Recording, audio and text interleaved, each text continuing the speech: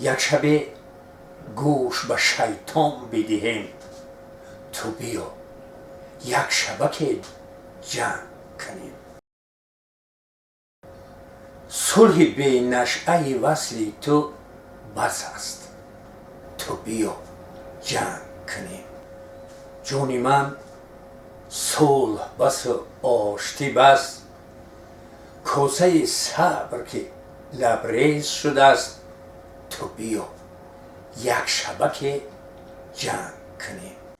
اگر به من موسفید اعراض نگیرید و این رفتارم رو عیب حساب نکنید، من از روی وصیت شادروان دوست جمالکی هم شاعر موفق زمان ما سفر ایوب زاده محزون این روند را ادامه میدهم.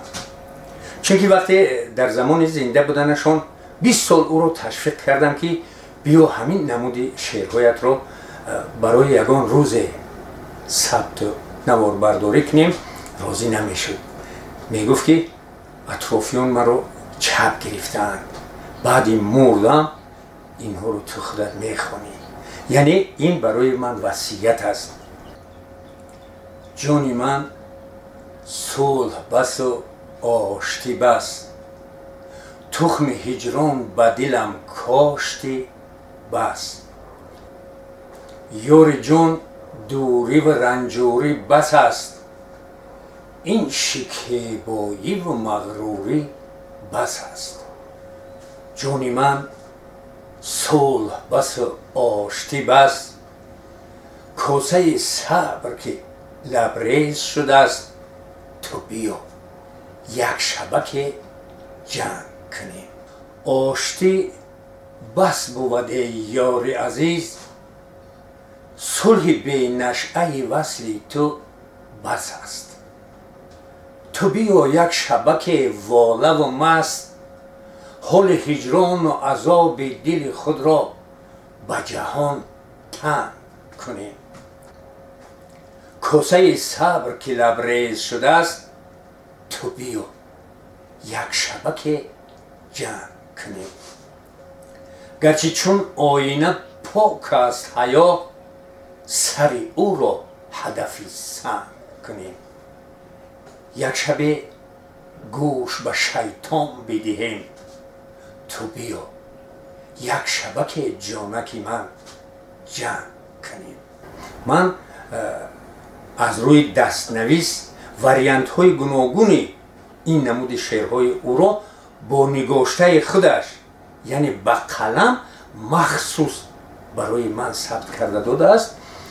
اینها رو در مجموعه های گوناگونش با تحریرهای بسیار به زمان موافق پیشنهاد ساخته است، ولی اون چیزی رو الحال من خواندم و آینده میخونم محض در دفتری که با خط خود با قلم خیش و با امضایش نوشته به من پیشنهاد کرده است. برای شما پیشنهاد می نمایم و فقط یک التماس دارم که این رو همچون یک رفتاری به موردی موسفیدی در سر پیری و حجم بلند رو آورده تصور نکنید. و این رسالت من است که از روی وصیت شادروان دوست جمالکی هم شاعر شیرین بیان سفر ایوب زاده محزون و شما پیشنهاد می نمایم. جنگ به کینه کنیم، سینه با سینه کنیم، تا که خونشار از این جنگ گوارا بشویم، تا که افگار از این جنگ گوارا بشویم. لب به لب، ساق به ساق، جان به جان، قصد خود را بستانیم ز عمر گذران. قصد خود گیریم و گیریم به هم، تن به تن سوده و آسوده بمیریم به هم. کسانی که سفر ایوب زاده محزون را می شناختند، او گرچنده که تخلص محزون داشت ولی بسیار شاد و خرم بود و هیچ وقت وانمود نمیکرد که یگان کمبود و نارسایی دارد یا یگان ناآمد کاری در حیاتش رخ داده است. ولی اصلی واقعیت رو در ادبیات پیشنهاد میکرد و شعر ایوب‌زاده محزون سر تا به پا ترجمه حال اوست، حسب حالش، لحظه های شیرین و گوارای زندگیش و غم و دردی پشت سر کردهش می باشند. من شاهدی قدم به قدم رشد کردن ایجادیات ایوب‌زاده و نخستین کتابهایش را نیز با امکانیت های دست داده من پیشنهاد گردانده بودم و امروز وظیفه خود میدونم که آن چی را به خواننده پیشنهاد کردن نتوانسته بود، من برای شما رویارو از روی دستنویس های خودش پیشنهاد میسازم. با من بیایید و شاهدی لحظه های گوارا و زندگی اصلی این شاعر شیرین بیان شده باشید.